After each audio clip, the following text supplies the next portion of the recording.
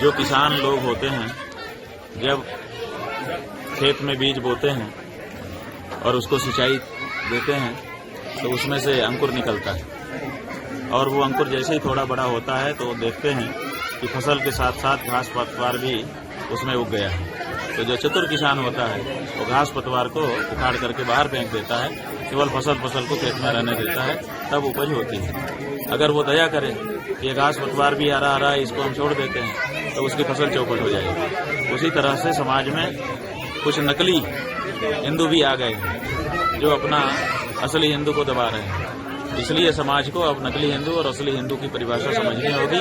नकली हिंदुओं को खरपतवार समझ करके बाहर करना होगा और असली हिंदुओं को फसल का बीज समझ करके बढ़ाना होगा ताकि फसल अच्छी उपजे और सनातन धर्म आगे बढ़े। ये बात है ना, इसीलिए तो हम कह रहे हैं कि जनता जो सनातनी है, हिंदू है, उसको समझना होगा कि जो हिंदू कह के आ रहा है सब हिंदू नहीं है। सीता माता के सामने रावण आया था तो सीता माता ने भी उसको सन्यासी समझ लिया, बड़े प्यार से फल की भिक्षा लेकर के आई थी।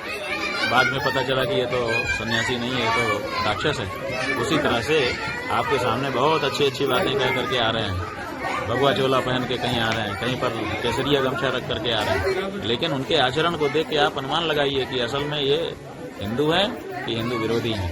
ये अब सनातनी जनता को समझना ही होगा, अन्यथा कालनेमी उनको ठगेंगे जैसे रावण ने सीता जी को ठगा था।